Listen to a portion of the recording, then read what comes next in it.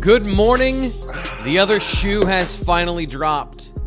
James Franklin is fired from Penn State in early October, and now in mid-November he has found his new home. We're going to talk about the fallout and the implications of all of that coming up on today's show. That's the bulk of what we're talking about, but Penn State is still playing football. I know, novel idea. We'll be talking about Penn State football today. On the football field even. We're going to get to our Michigan State recap at the end of the show. Terry Smith and his emotional press conference yesterday. All that coming up on today's show, plus your questions, comments, thoughts. The chat is already hot. Ryan is in the chat today dishing out some information and his opinions about James Franklin to Virginia Tech. But, of course, we're here to talk about that as well. So our experts on the show today, Sean Fitz and Nate Bauer, BlueWhiteIllustrated.com's own. Welcome to the show. Nate, how are you doing today? I'm great. How are you? I'm good. Half the internet was down for the 3 hours preparing for this show. So, like, most of, and just so everyone is aware, yes, BlueWhiteIllustrated.com was down because a large IT company that handles the back end for, like, Twitter, ChatGPT, thousands of other 20% of the internet actually was down this morning, but we are back up and running. So, the internet is normal again for this morning, and we're here on time. But that's what was going on if you were just unaware, because people were asking me on social media. Fitz, how has your morning been? The internet is normal is not a real sentence. Okay, that's fair. It's back to its normal state. Yes. It is not a normal place. My morning's fine. I tried to get on, and I was like, well, I guess this isn't happening, so I'm going to go for a walk with my dogs, and that was pretty pleasant, even though it's a little more crisp than it has been in the last couple of weeks. But it's not windy today, so that's really what I'm taking home from this. It's like one of the few days we haven't had wind in the last 3 weeks. So, but no, other than that, ready for the other shoe to drop. I guess that's what we're. Yeah, JC weighing in on the Fitz hair. I'm not the only one. He loves it, just like me. I also love it. But so we were about to we were coming online or about to go live and on the internet, and normal. I got done my walk. I threw some crap in my hair and just kind of mussed it up, and I get in there, and Nate's like, fix your hair, and I'm like, this is how I try to do it, and he's like, no, just go like this, and I did that, and now I've been complimented, so I appreciate that. I'm not a stylish person. I'm not a handsome man. Stop but it. It's, I appreciate it. It makes me feel good. Just so yeah. Yeah, that's T-Frank, fix your hair. I was going to say, I'm not going to make this about me. I was very quiet. I'm going to sit on the sidelines for the hair conversation. I, at one point, did have the Patrick Mahomes, believe it or not. I had curly hair. I had the faux hawk going on. Now I just have the, yeah. What a loser. Boo. It's actually longer than it should be because I cut myself shaving and I need to let it heal. So I'm feeling a little bit... I use a safety razor. I don't use one of those, 17-headed razors that is for babies. I try to use the old school barber razor. And sometimes you make mistakes. Mistakes happen. You got to recover and get on to the next play. The big news. Go ahead. We'll reset. Well, no, I want to from the top, hand up. Speaking of mistakes, Terry Smith loves Penn State more than James Franklin. I want to get ahead of this. I really upset some parts of the internet. Yesterday was confirmation. Terry Smith loves Penn State more. Maybe anybody. Maybe anybody. Yeah. He really loves it. So yeah, I was wrong. You're right. We'll get into that. I'm stupid. You're smart. I'm ugly. You're beautiful. We're going to talk about and show you Terry Smith's emotional response later in the show. But I think the breaking news that everyone wants to talk about is James Franklin headed to Virginia Tech as the next head coach, replacing his old defense coordinator, Brent Pry. And I wanted to just get your initial reactions on the fit here, and then the implications we'll get to after that. So, Fitz, what do you think of the fit between Virginia Tech and James Franklin? Yeah, I think it's a great fit. I think it's, as probably as well as Virginia Tech could have done in this cycle in terms of a guy who knows the area, a guy who knows sort of what it's like to, and if you've ever been to Blacksburg, it's State College adjacent type stuff. You're going to be in the middle of nowhere. One of the things that I've always said about Virginia Tech is how they were able to make the 757 Virginia Beach, Norfolk area their like backyard is incredible, because most of those guys must not own a map, because Blacksburg is not, it's not close to where they used to get a ton of their talent, which speaks to the job that, they made, or that staff made, the Frank Beamer staff made whenever they were there. But switching to James Franklin, I think it's a good fit for him. He knows he's done well in Virginia for several years. He's going to dominate the Commonwealth. It is a Commonwealth. So that's probably the approach that he's going to take. And yeah, it's going to cut into Penn State's recruiting. We'll probably talk about that in a little bit. But I think it's a really good fit and a really good reset for everyone, because you look at the floor of James Franklin and the supposed floor of where Virginia Tech was, and Virginia Tech wasn't even getting there under Justin Fuente, under Brent Pry. And now it's about, alignment in a different way. Like they are, I know, Nate, I said the A word.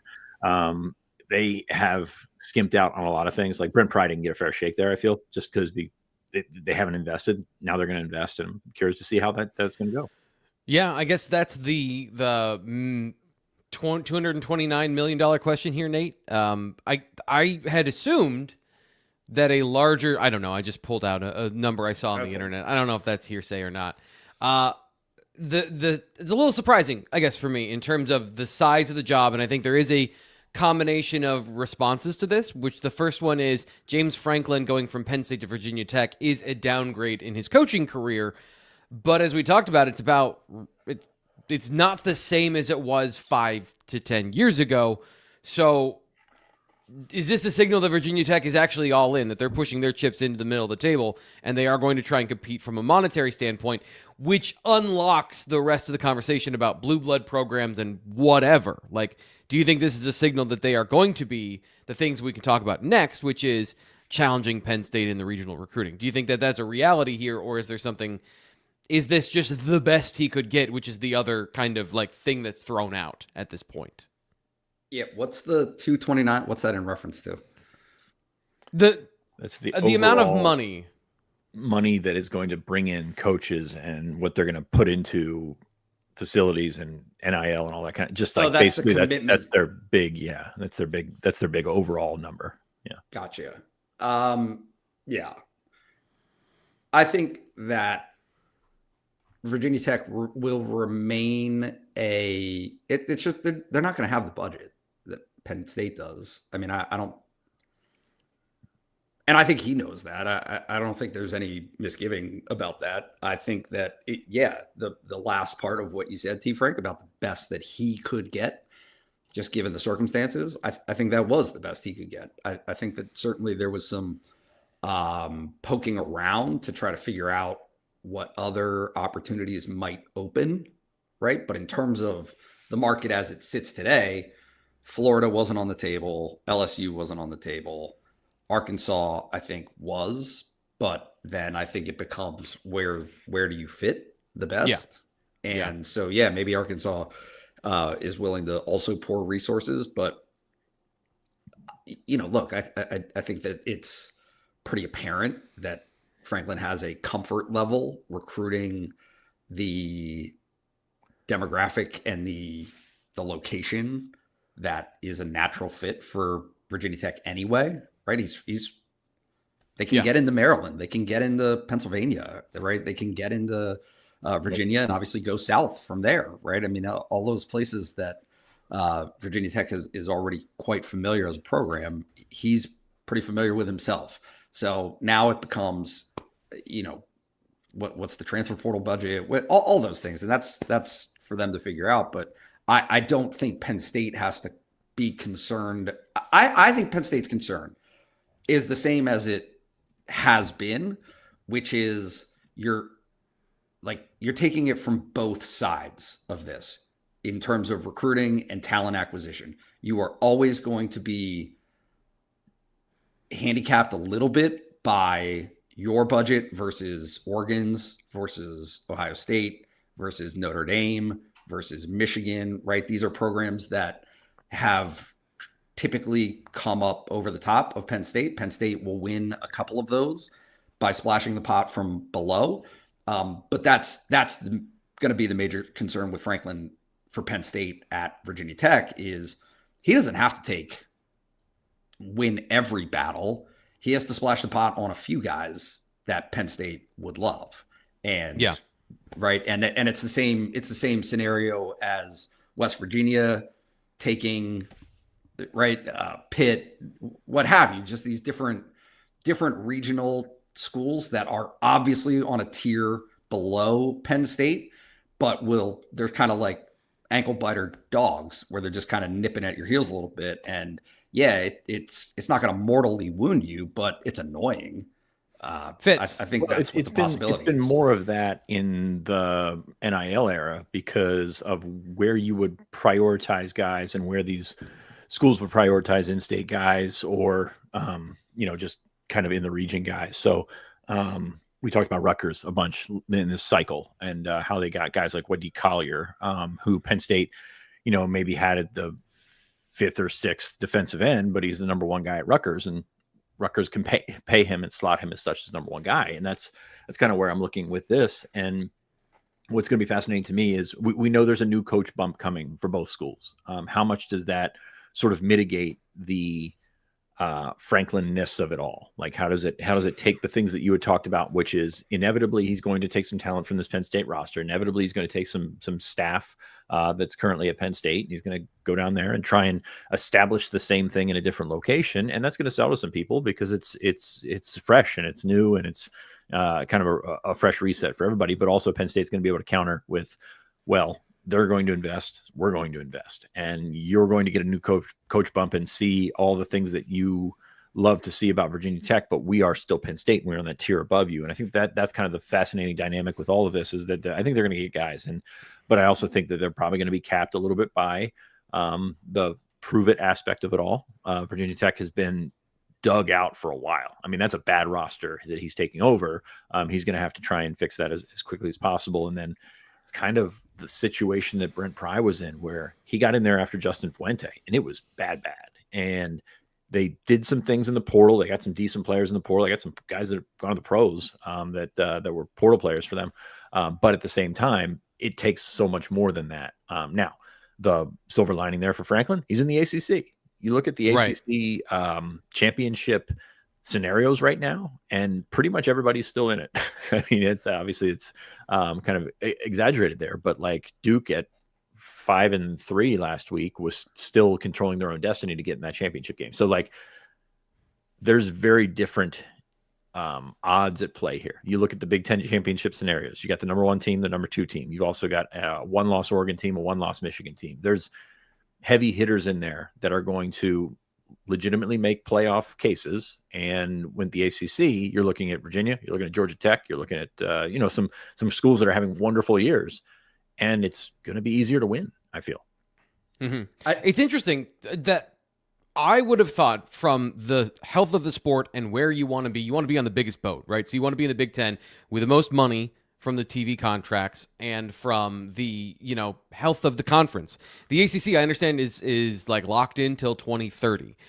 That is a shorter term window than it seems. But at the same time, they get a berth in the college football playoff. Is the ACC truly more attractive for that reason? It feels like that is a tenuous bet to me of like long-term health that you're going to be in that situation and that you're not going to be in a program that is somehow left behind by the sport in whenever the next blow up of conference realignment happens. And you guys are like, you're confident that that's an advantage for Manny Diaz going to Duke and for James Franklin at Virginia Tech in the ACC. Am I exaggerating that? Like, am I exaggerating the idea of the shaky ground that the sport and conferences are on, because we've had so much realignment in the last 5 years? Yeah, I mean, I think it's about the available jobs now, though. Like you talk about the conferences that are there, but he wasn't getting LSU, he wasn't getting Florida. I think he wanted Florida State, right. And that was just probably not worth the timeline and not trying to disparage either program here, but like Florida State's a lot closer to Virginia Tech than they're used to being. So like there's not a ton of change there. You still have the regional aspect of it. Somebody mentioned Blacksburg being in the middle of nowhere. Hey, well, he's kind of used to recruiting to the middle of nowhere, and that's kind of been his game. You know, you leave Nashville, you go to State College, you learn how to adapt. You leave State College, you go to Blacksburg. A lot of things are kind of similar. So very curious how he gets into there. I'm curious if he gets into North Carolina. Obviously, Ty Howell, North Carolina native. That's one to kind of put your finger on, because he's got a pull to stay at Penn State, but he's also got a pull to go to a job that he knows he will have under James Franklin. So that to me is the fascinating dynamic of the next couple of weeks of where these coaches end up and whether or not they are,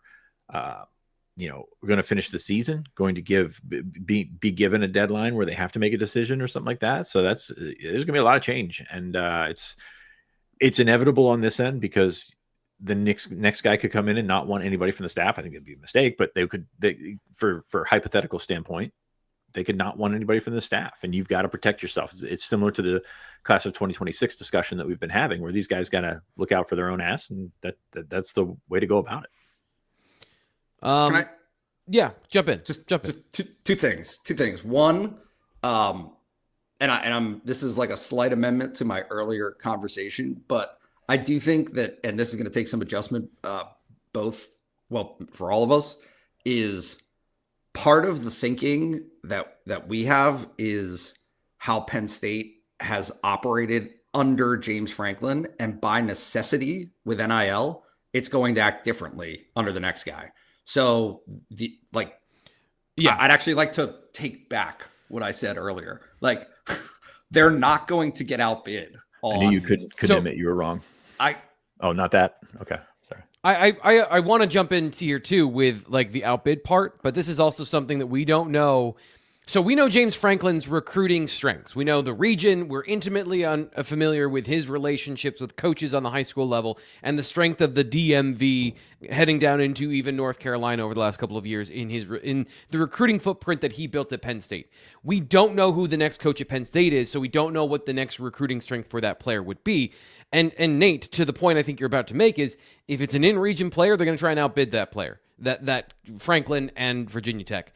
But I would imagine Penn State wants to take even a national approach, if they can, with the next head coach, so that they are competing not just in having to build out of guys in Pennsylvania, in Maryland, and Delaware, but to be able to go into Texas, Florida, California, Missouri, or wherever they need to go to get talent. Is that a fair assessment of like what Penn State wants to have in the next head coach? Penn State wants to not pay the bottom half of the roster and really minimally pay the bottom 75% of the roster. They really want to, like, that's the new frontier. And the thing that Franklin and his staff did not take that approach. I mean, I don't even know if it's an evolution as much as Franklin and his team felt it was by necessity based on what the pool was, that to divvy out the money and allocate the money the way that they felt was necessary to have a deep and competitive team was to make sure that you had that money allocated to players 30 through 60, 60 through 90, right? That everybody was kind of getting something to make that appealing and make sure that your army was stocked after the top players. But that didn't leave the money for the top 30 players to really splash the pot. And I mean, Pat Kraft is saying it right publicly in that press conference, like that can't be the model. That's not what Penn State is looking for. And so whoever Penn State hires, it will be by necessity for them to adopt that philosophy of, hey, if you're a guy who can play right away and can make an impact in a big way, like, you're going to get paid well, right? Competitively with the rest of college football, to the point where that whole idea of taking a discount because it's the home team and you really value family atmosphere and all of the things that James Franklin sold about Penn State, like, yes, it's gone, but it's also gone because Penn State is choosing for that to be gone. Penn State Right. wants to say, that was this the decision. is what these guys are worth. Yeah, correct. It was the decision to move on from James Franklin was to move on from the James Franklin model, not just the coach and the big game losing streak on the field or whatever that might be. It was to move on from that particular model and join the guys they're trying to beat. So, Fitz, I want to ask you this as the lead off to, I think, the most immediate part of the conversation, which is the talent drain on the Penn State roster. All of these players Penn State has recruited, the coaching staff, we've alluded to this as well. The timing of this being announced tomorrow officially. And by the way, I should mention this. We're going to have our show at 11 o'clock because James Franklin is being announced at 10. So we're going to go after James Franklin is done speaking so we can react to all of these things because I know Penn State fans are going to be watching that and interested in that so we can have a conversation about that. So the timing of it now, before the end of the season, he's going to be able to hit the ground running compared to where Penn State's next head coach is going to be, presumably. How much of a danger is this now? Is this the worst case scenario for Penn State's roster retention of its players? Or is it really just, it doesn't matter. It's another hand in the cookie jar of what Penn State has built over the last couple of years. No, I think it does matter because you look at what, this is kind of that head start situation where you've got Franklin, who has been, constant, not just, and it's not about tampering with the players. It's like, there's a lot of parents that have his direct line that can, not facilitate, but like check in and be like, hey, just a heads up, we're interested here. So, and that's not just through him, that could be through, other people that have been around him. So I think that, yes, I think it does matter. I don't think it's the be all end all. It's just, you're giving Virginia Tech more of a head start to not recruit your guys, but also give them a chance to think about what the possibility is there. And the longer you hold out for Penn State, and that's the other thing here, you can't, if you're Penn State, you can't let this push you into making a decision you're not ready to make. I mean, I think that's pretty obvious. Defeats the purpose of moving on, right? Yeah, it still needs to be said. But you're looking at a situation where, it's kind of the grains of sand are going to go through there and you're not going to get them back. And that's what you're looking at with, this kind of 2 weeks from now, 3 weeks from now is National Signing Day. You've got a window there that you can sort of buff some of this out. And I think that that's probably the way to look at it from a Penn State standpoint, because these guys are pretty well focused on football. Some will not pay attention to it at all. Some will watch it pretty clearly or pretty vividly and probably know what they're going to do by the first week in December. So that's what I'm looking at with that. I think it's not great for Penn State. I don't think it's a gut shot or a killer by any means, but it's not great for Penn State that he would get here and go to a place that's in the region, because there's a handful of players. What about the Virginia, recruiting? From the DMV. What's that? So what about recruiting? So there's all those players that have been interspersed or dispersed to other schools. Decommitment from Kevin Brown recently, and I know that all these things are not interconnected. But does this disrupt a lot of those plans for some of those players to reevaluate now that their former head coach and waiting, like that they were ready to play for? Is this a threat to that group as well? Because this is another part of that we talked about. So there's the on the roster, and then there's the recruiting. And I just want to get your thought on the recruiting side before we get to the next thing. Probably more of a threat to those guys. Because a lot of them, especially the ones that have been hanging around as committed but looking type guys, are in this region. And if Franklin pops up at UCLA, that's going to just generally deteriorate the number of guys that would follow him across the country. If he's going to pop up at FSU, slightly less, but still going to be guys that don't follow him that far. Now that you're in Virginia, kind of changes some things for some people. So you're looking at guys like Messiah Mickens, Pierce Peterson is a little bit different because he's out in Minnesota, but Tyson Harley, Elijah Littlejohn, Franklin is now closer to Elijah Littlejohn. Matthew Lamont, we thought he was going to flip to Rutgers. Now all of a sudden he's probably going to set up an official visit to Virginia Tech. Amari Polidor, just guys that are in that level. And again, I don't think you change your entire focus to say, to save a 2026 class, because these guys might be players, it might not be. It's still very much in the air. That's recruiting. But it's going to be a nice little bump for him. We saw he offered Roseby Lubintis over I guess it was last evening he offered him. Yep. Roseby flipped to Penn State at the whiteout and never announced it. So there's obviously a connection there. And I think it's going to be a situation where if that door is open, Roseby will probably jump in and give you a nice win right off the bat. So that's what I'm looking at. Guys like that. Kevin Brown's set to announce today on the Pat McAfee show in West Virginia. Seems to be the everyone's favorite there. So yeah. Can you believe that? it's probably a coincidence. It happens like that. But now you're looking at guys like that kind of makes sense. Matt Sieg has visited Pitt, has visited Notre Dame. We still, has a special place in his heart for Penn State. But if you don't have a coach and you don't know where you're going to be playing, I don't want to say why consider them, but why put yourself through that situation and not look at every option. So I wouldn't be shocked if he pops up for a visit down there too. So what's going to be fascinating for me is if he does try and take any staff. I'm not sure what his buyout looks like. That was negotiated down, but I'm not sure if that included any verbiage for staff movement or anything like that, or like a deadline that he couldn't poach Penn State staff. Because I think a lot of those folks, not just in the headsets, but the recruiting staff, the off-field analysts, staff, all that kind of stuff. Like the nucleus of everything that they do is probably going to move south as well. Yeah. Nate, I just want to get your thoughts on those similar topics. How do you think that this affects the specifically the people we just mentioned, the staff, and then the players on the roster? You think that this is a big deal? Oh yeah. I mean, look, like, if we're having this conversation about Penn State's hire being who are they bringing with them, then Virginia Tech is having that same conversation. Oh, right? Yeah. So a couple of things.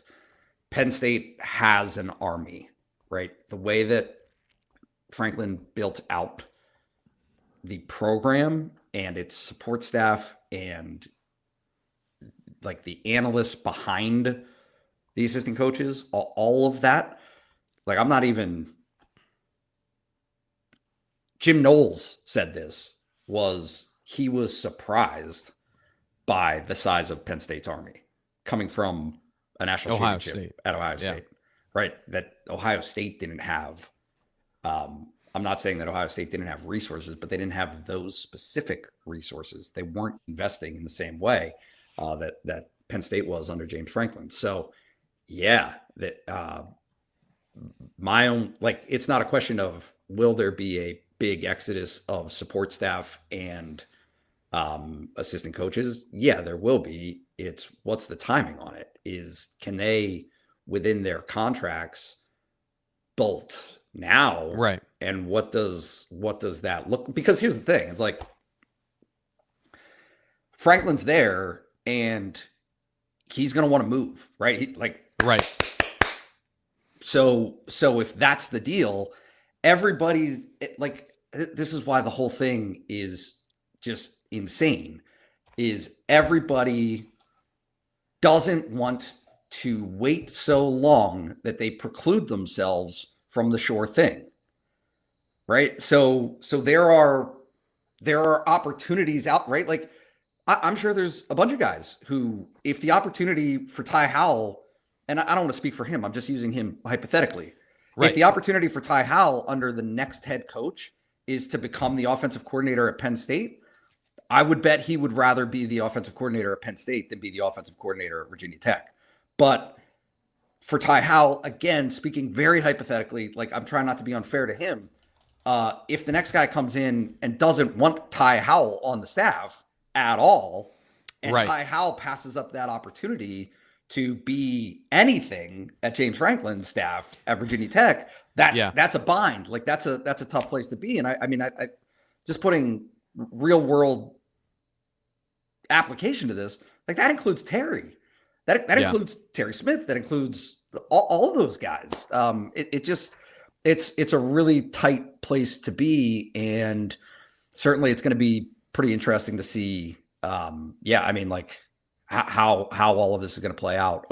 I mean, as soon as this weekend, like, I won't be surprised if we don't know about certain things and get to the game on Saturday and are looking from the press box and are like, where's that guy? Like, so we'll see. Interesting. Adds a new wrinkle to this. The last thing that I'm curious about, and I'm not going to give you guys this question, it's just something I want to throw out there. You guys mentioned James Franklin's model, moving on from James Franklin. Being asked on College Game Day, right after being fired. There was the question of, like, did you learn something from this process that led to the end here? And are you willing to change certain things, whether it was about big game or whatever, big game wins and losses? I'm wondering if he has, from this experience, thought about changing his approach to the transfer portal. He's going to have to use the transfer portal at West Virginia, especially early on here, to build his program. So the way you described everything of the everybody eats here on the Penn State roster, is it most people eat there? And does that change? Did he learn something from this that he's going to change his process? And if he does, I think that might be, again, I'm not trying to just throw out things to like, oh, boogeyman out there, but we don't know the things inside people's minds that are changing. We know what they have done previously. I think there is an opportunity here for James Franklin, if he wants to change. That was, by the way, his biggest Achilles heel, was the inability to change and being, married, committed, wedded, bolted onto the tracks of his process, because it got him to a very successful place, but ultimately it led to the failure of him being fired. So what is the next thing for James Franklin in the evolution? Nate, I'm going to give you 30 seconds to respond because it looked like you had something to say. Well, this is the hang-up, is Kirby Smart is talking about, oh, you don't get paid until you do this, right? That this is the model at Georgia. Like, we're talking about this conversation is happening as though the model that Pat Kraft is outlining is like the right thing, that it's the right way to do it. Whether you are in the mood to like this or not, Franklin left with a top 10 winning percentage in college football. Sure. Over his career, right? Like there is an argument to be made. Whether it's agreed with or not is beside the point. They had success at Penn State under James Franklin. No doubt. He chose to do. No doubt. And that model is a reflection of what other people are doing too.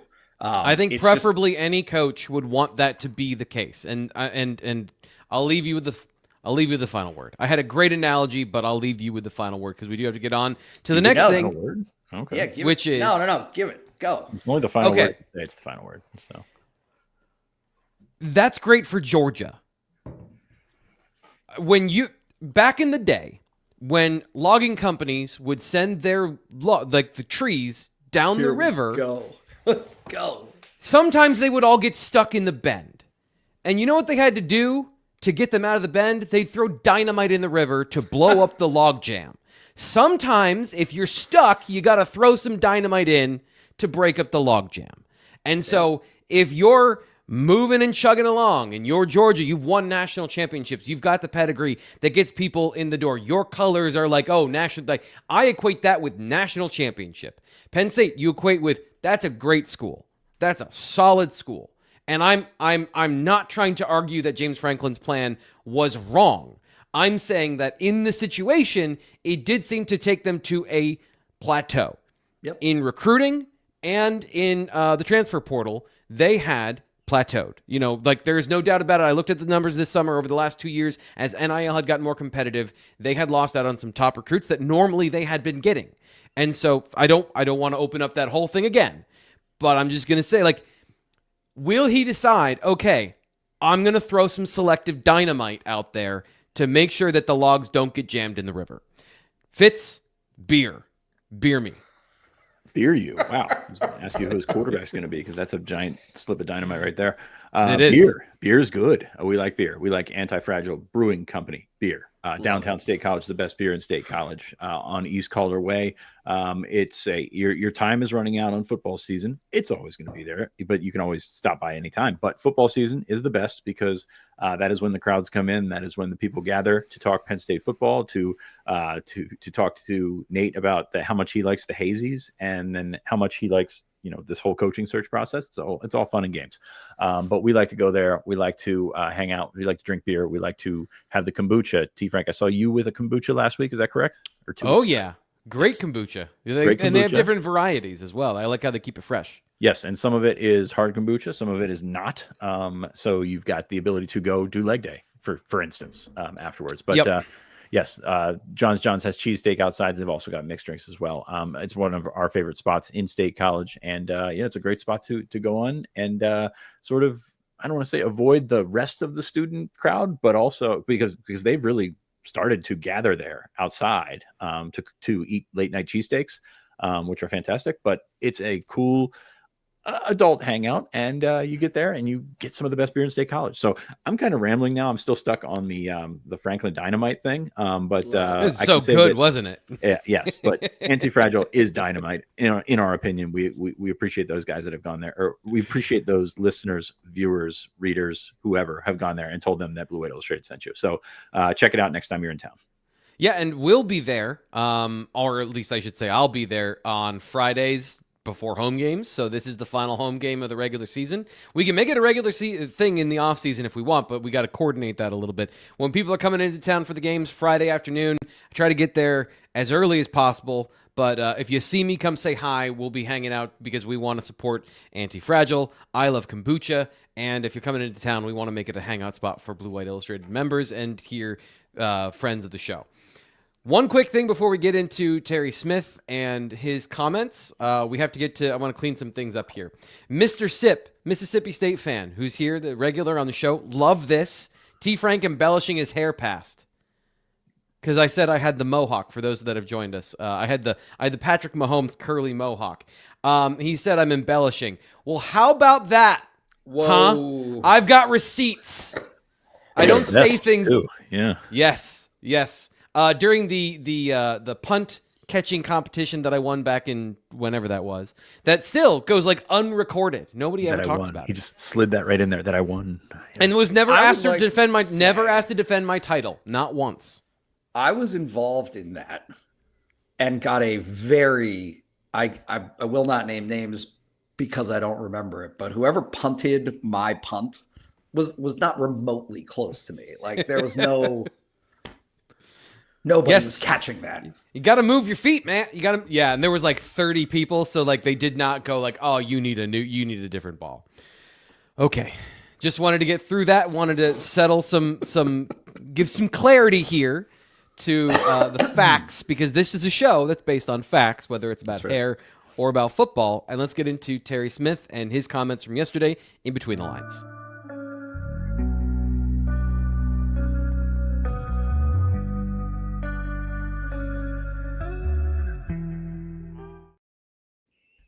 Let's just start with what everyone saw yesterday. You may have seen this on social media.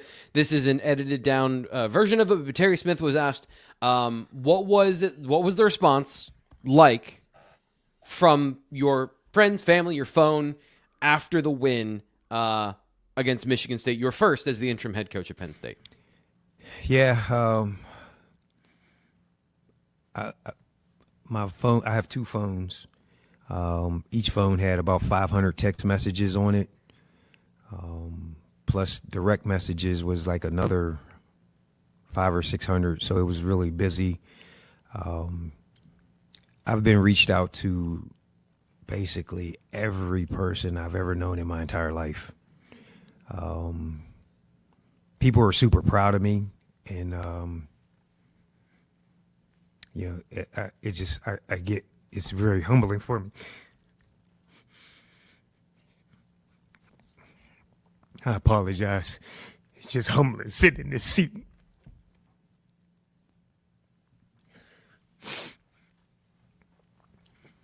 There's so many people in my life that speak life into me.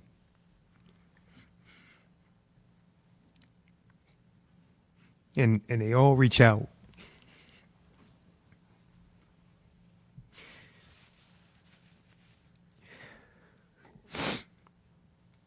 And I'm just so blessed. God has been so good to me through everything in my life. I have the opportunity to be the head coach at Penn State. I don't think anything has made me or my family happier than this opportunity. I'm thankful for all my friends, my family, my supporters. Saturday was I can't even tell you how I felt. I've never been lifted off the field in my career.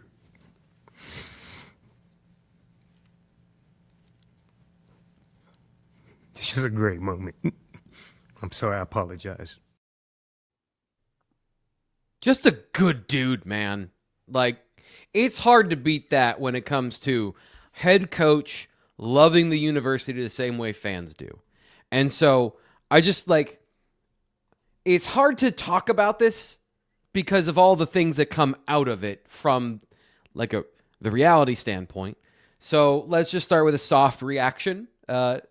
Fitz, that moment, what do you think that, like, how do you think that is received by everyone? Here's a softball. Received by everyone really well. I mean, that's a great clip there. I mean, you look at Terry and you look at everything that he's been through, and it's the culmination of things, right? It's everything hitting you at once.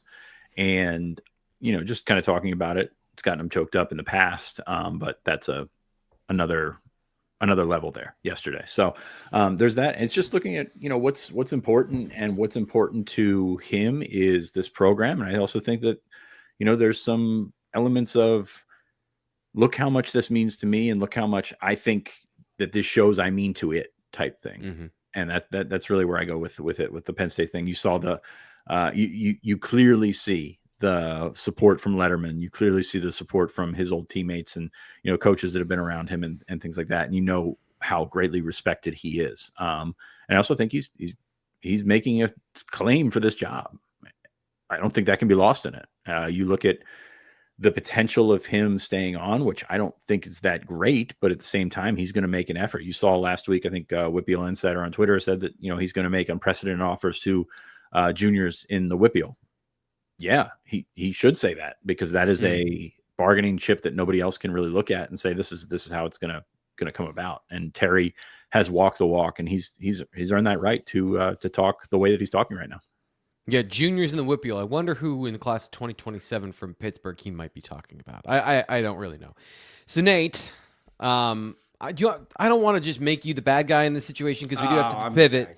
Okay, all right. So Fitz is saying, like, making a pivot, or making his case for the job. Mech Engineer says time is not on our side, given we just talked about James Franklin spending most of the show talking about the dangers to the roster, the purging of the recruiting class. Give Terry the job to keep the team together, and he says give it to him yesterday. Yep. Good idea? Bad idea? Penn State. Yeah, no, you are making me the bad guy. Penn State doesn't want to keep the team together. Right. That's the choice. Is nope. That this team had a chance to live up to the expectations that everyone had for it. And, you know, I've made my conversation and am firmly on the side of, hey, sometimes things don't go the way that you plan. It doesn't make anybody not trying, right? That's competition, is somebody wins and somebody loses. But because of the losses, because of the results, and because of how it played out this season, Penn State, like, that's what firing James Franklin is an intentional decision to say, nope, this isn't going to stay. And it's not everybody's got to leave, but it certainly is. Yeah, whatever this is, this group, and you already have a bunch of people that are leaving, in terms of seniors that naturally are going to filter out of the program. But it's that they're okay with that. Penn State is okay with that from a decision-making standpoint. They're not trying to keep the team together. And so Terry Smith as head coach, you know, he acknowledged that he has not had any conversations or formal interviews with Pat Kraft yesterday, but that he views his performance as the interview, right? This working interview. But like, that should tell you something. Right, that they haven't had serious conversations. I've seen this, right? I've watched this movie about interim head coaches. They don't get the job overwhelmingly. That's just not how it works. And a lot of times, like, just speaking to some NFL situations where I've seen the interim head coach get the job, the Raiders head coach who helped spurn a turnaround. The team really didn't like Josh McDaniel, and so like there are situations where I don't want to say the harsh things, but like even if the way that Terry Smith would have gotten this job is if he won out and beat Ohio State, Indiana, and took them to potentially a playoff run or whatever it might be, putting in then the conversation. But that's not the reality we live in. And there's like certain aspects and certain things that I'm assuming Pat Kraft is looking for in a head coach. Well, and one of them is not being the first time you're doing the job. Terry, and I think that this is an important piece of this conversation is like James hired Terry, and Terry was James's associate head coach, right? Like they're in a lot of ways intertwined. And it was telling that they chose Terry instead of the coordinators. That of course, Terry has a familiarity with the program that's deeper than the coordinators. All of those things. He was the only choice, the best choice for that role. 2 years and 10 months, 11 months. Yeah. But also, and again, like this is no knock on Terry. Terry's great. Nobody doesn't like Terry. Yeah. Count me in that club. I love Terry, like great guy, all of that stuff. But Pat Kraft didn't fire James Franklin to hire Terry Smith. Like he fired James Franklin to pivot into something that is not incrementally different. He wanted to have a actual turn. And, I think that it's virtually impossible to make the argument that Terry is that pivot, right? That he represents that massive change that Pat Kraft is looking for. Let's get on to the next conversation. I think this is the most exciting one for Penn State fans, which is Kaytron Allen is within shooting distance of the all-time rushing record at Penn State. And Terry Smith was asked, like, are you going to focus on that? Is that something you're downplaying with the roster? The most important goal is to win the game. But we do know in our keys to victory every week is for Kaytron and Nick to touch the ball. And if they're touching the ball, that means we're going to get closer to that goal. I want nothing more than for him to have the opportunity to break the goal. But it's paramount for us to get him the football, for us to have success. So they work hand in hand, and hopefully he can get it. So, Fitz, sounds like they want to win the game, and by winning the game, there's a strong chance that Kaytron Allen is going to get that record. Like, if the game script plays out the way they want it to, Kaytron Allen breaks the record this weekend. Is that a fair reading between the lines? This weekend is up for interpretation, but yeah, I mean, if they think they should have an ability to run the football. Nebraska's the 91st ranked rushing defense in the country, giving up 161.1 yards per game. There's cracks there that they can find. And I think if you look at your film study on the offense this week, you see them protecting Ethan Gruckmeyer, who continues to make some small steps. He's obviously making some young mistakes. That happens. But the way that you protect your passer is by running the football effectively, opening up the play action game, and all of a sudden Devontae Ross is running 75 yards down the field, dropping a bucket. It's all that simple, right? Like that's what they should have been doing all along. But no, I think they're going to. I think he sees the ability to run the football. And senior day, you're going to get asked about your seniors pretty much specifically one by one. And Kaytron, I think, got 2 questions yesterday. Like there's obviously a point of focus there. But you see the tape, you see how effective a guy like Kaytron is, especially in November. I mean, this is Big Ten stereotype all the way, right? Cold November night, you're running football with your hammer, and that's gonna, I think, play out well for Kaytron because that's kind of his domain. Yeah, they run a 3-3 stack a lot of times. That Nebraska, they have a multiple front, and it was. So here's the thing: is like I was watching a couple of different games, and to that point you just made, like their defense is a little confusing, and the way they fill gaps is a little confusing, both to me and to their defensive players. So there's going to be some opportunities for Kaytron Allen. Anything you want to add here, Nate? Wait, and who else will have opportunities then? Nate, who else will have opportunities if there are open holes? Trevor Pena. Anything else you want to add on this before I want to give you a chance to answer one of these not tough questions before we get on to our final topic about Penn State not quitting and their effort here, which will be very quick because I don't think there's anything much to talk about. But Nate, final thoughts on this topic. On Katron running the ball? And the record and the importance of getting it at home in front of the fans. Yeah, I mean, certainly Penn State, it's important to Penn State for both of those guys to have success. They have been a focal point of the offense all season. And, you know, in a put it this way, and I think this is relevant. There have not been a lot of things for Penn State football to feel good about this season at all, even when they won in the non-conference, right? I mean, that's kind of a point that goes back to September. And so the bad vibes just avalanched their way down the hill to the point where beating Michigan State became a carry off the field moment, right? And so like that, it speaks to how badly things have gone for this Penn State team this season.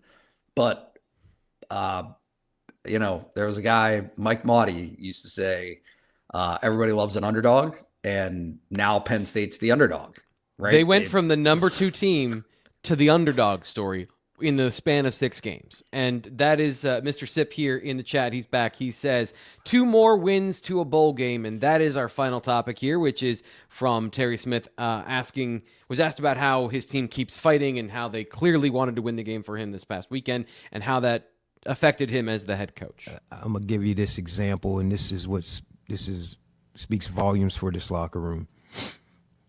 One of our older guys has something going on the week of December 5th, 7th, whatever that weekend is. You know, season's over, right? Maybe possibility of a bowl game, hopefully, whatever. And he's asking me, Coach, when we win these 2 games, will we have practice that weekend? Because I have this family event that I don't want the conflict. So he's already speaking that he's going to play when we're in a time of opt-out. We're in a time where guys can easily walk away. This is one of our veteran guys that if I said his name, you're like, whoa. That speaks volumes to this locker room. Like, these guys are dialed in. They're playing their hearts out.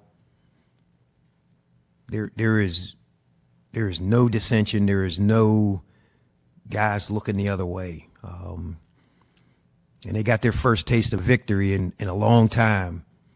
And they enjoy it. And they want to experience it again. I think there's a lot of really meaningful stuff here in these final 3 games. And I know I've been talking about this, and like the interest level from certain fans they've checked out. They're now more onto like what's going on off the field, the coaching search, like who's the next guy, et cetera, et cetera. But like these games matter in the tapestry, in the history of Penn State football.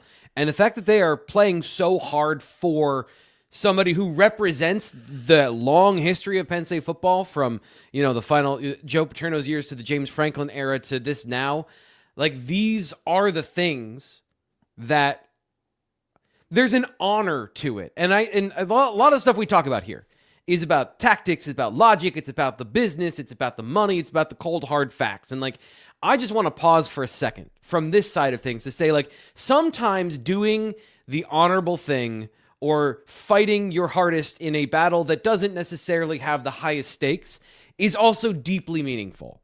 And like, I'm excited to watch these final games for that reason. And I just wanted to see like how you guys feel about this particular narrative towards the end of the season. Fitz, I'll start with you because I'm a little closer to feeling like I know what you're going to say to that. I mean, I don't know the chart because seeing Terry Smith carried off against Michigan State was great, with the understanding that that cannot be the climax of your season. That cannot be the moment that you take away from this. You've got 2 more games.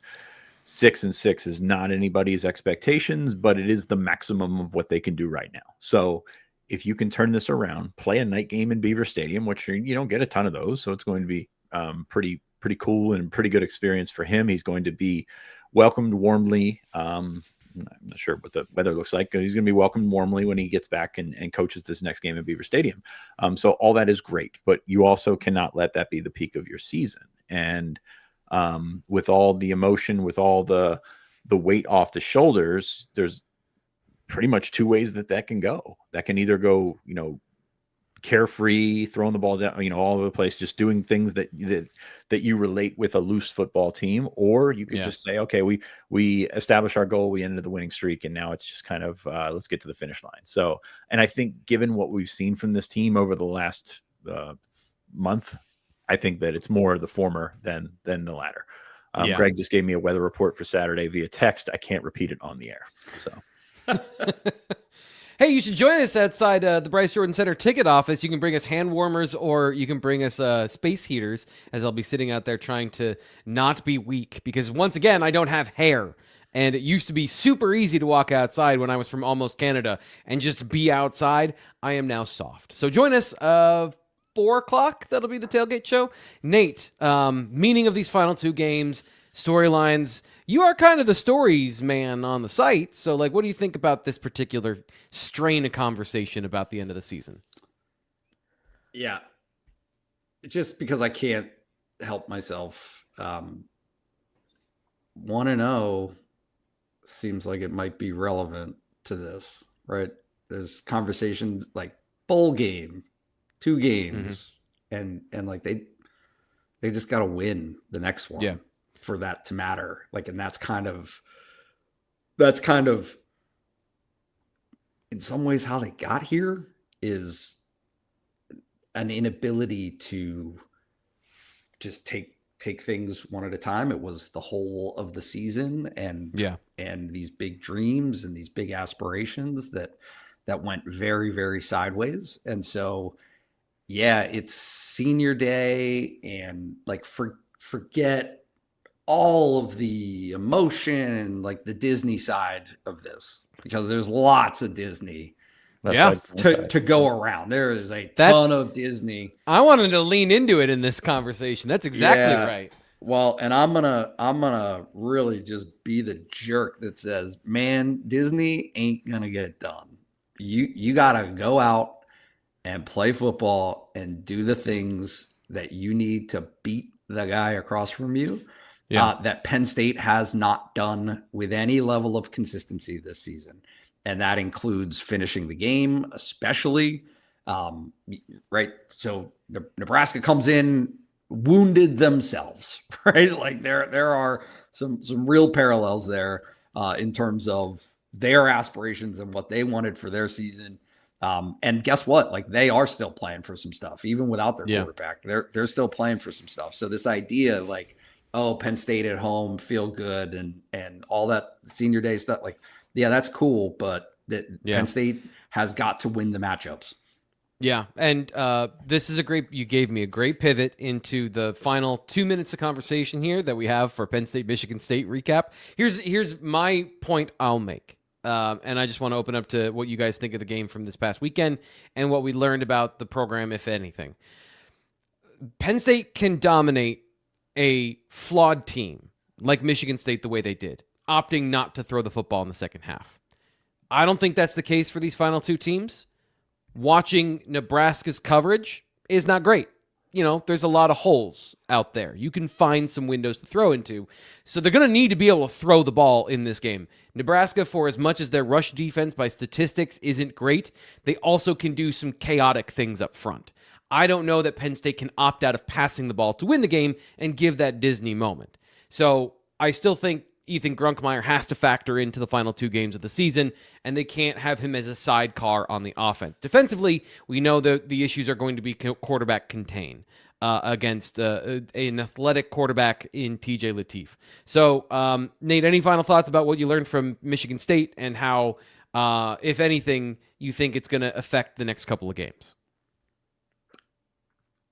I don't think I saw, and you speak to this much better than I can, but I thought what Terry said yesterday about their trust in Grunkmeyer, I thought that was genuine. I thought that was earnest. Is his ability, it's not about, hey, go out there and let it rip. And I get that that's been kind of the conversation.